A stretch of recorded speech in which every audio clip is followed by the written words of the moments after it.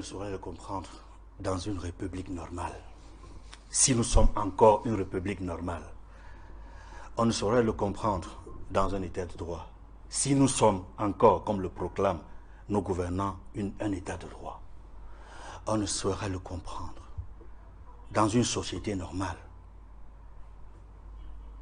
dans une république qui se respecte, où l'État est censé protéger les citoyens, veiller à la sécurité des personnes et des biens, qu'un Camerounais, un citoyen, soit enlevé. La presse dénonce, mais c'est plusieurs jours plus tard que le gouvernement réagit à travers un communiqué. Et on apprend par la suite que le citoyen enlevé, journaliste de profession, a été assassiné. Ce qui s'est passé donne l'impression que nous sommes dans un état de non-droit. Mais on parle des caméras qui sont installées dans les rues de la capitale. Est-ce que l'exploitation de ces caméras peut permettre d'avoir des indications? On dit qu'il a été enlevé le mardi au soir, le 17 janvier, alors qu'il regagnait son domicile. Il aurait été filé par un groupe d'individus. Plusieurs médias indiquent que ce sont des hommes cagoulés qui l'ont arrêté et ont disparu avec lui. Vous savez, le contexte dans lequel nous nous trouvons au Cameroun, je parle du contexte sociopolitique, marqué par la guerre de succession au président Paul Biya, marqué par des luttes et des guerres de clans très fortes, où des personnalités dont je ne vais pas citer le nom, des personnalités fortes s'affrontent, parfois par médias interposés, parfois à travers la société civile, parfois à travers des formations politiques. Cela fait peur du Val-Fangwa, ça fait peur ce que nous sommes en train de vivre. Plus personne n'est en sécurité au Cameroun.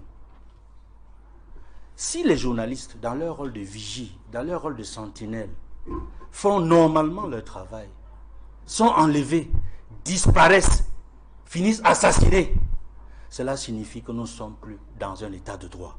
Cela signifie que l'État ne protège plus ses citoyens. Ça signifie qu'à tout moment, un journaliste ou n'importe quel citoyen qui dénonce, y compris des responsables de formation politique ou de l'opposition, qui dénoncent, qui critiquent, peuvent être enlevés, se retrouvent dans une situation de disparition et puis on retrouve leur cadavre quelques jours après.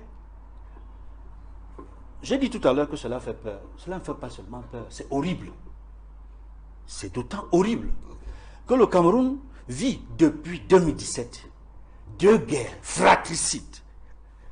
Quand je parle de deux guerres, la première, c'est plutôt 2014, la guerre que nous menons contre Boko Haram.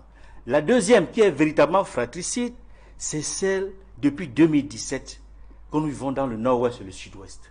Et c'est chaque jour qu'on nous annonce des morts, aussi bien au niveau des forces de défense et de sécurité que des populations, que des invasionnés.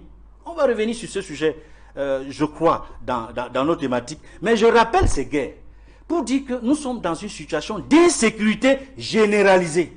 Si en plus de cela, nous vivons des situations du tonton macoutisme qu'on a vécu à Haïti, cela signifie que le Cameroun va se retrouver dans ce qu'on appelle en droit public ou en sciences politiques un État en faillite. Willy Mengue, sur